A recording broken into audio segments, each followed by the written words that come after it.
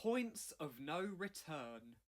One morning, James's driver came early to the shed. "There's a change of plan, James," he said. "We're to take the stopping passenger train today, not the goods train, so we must be ready half an hour earlier." James was glad to be taking coaches rather than trucks, but he was not so pleased about the extra hurry. Henry and Gordon were in the shed too.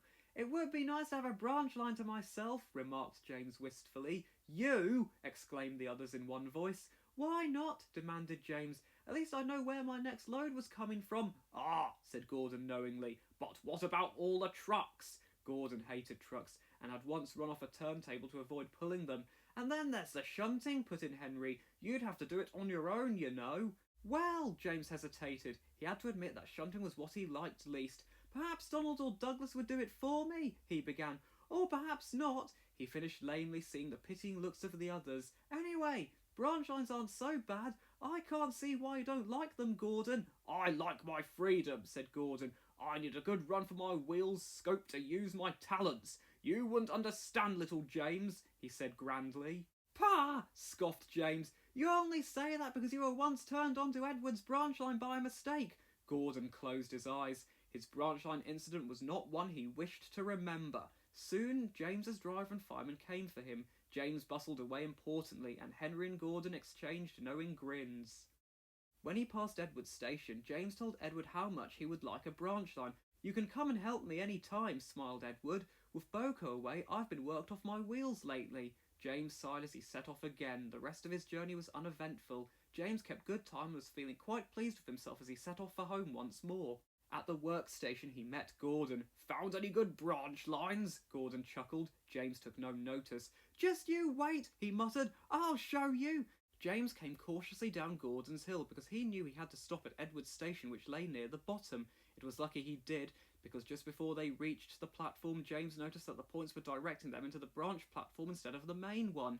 "Stop!" he whistled, and his driver quickly put on the brakes. James was not going fast, but suddenly he realised that the platform ended with buffers. "Help!" he gasped and shut his eyes. When the crash didn't come, he opened them again and found that he had stopped with a few inches to spare.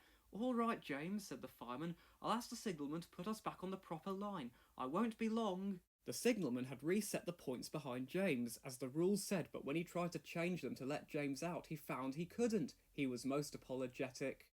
"The lock must have jammed," he said. "I'm afraid James will have to stay where he is." "No, hang on, he can't.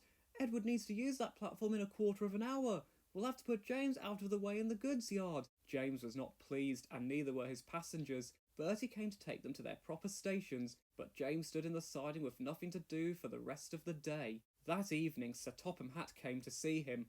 "I'm sorry, James," he said, "but mending these points is going to take longer than I thought. Meanwhile, Edward needs help, and since you can't, escape, you may as well do something useful." "Yes, sir," agreed James. At first, James quite enjoyed it, but as time went on, knowing exactly what he had to do, and when it became rather dull. In fact, he was delighted when the points were at last mended, and Sir Topham Hatt said he could go back to the big station. It was late when he reached it. Gordon opened a sleepy eye. "Hello," he said. "You've sorted Edward's branch line out for him then? That's good."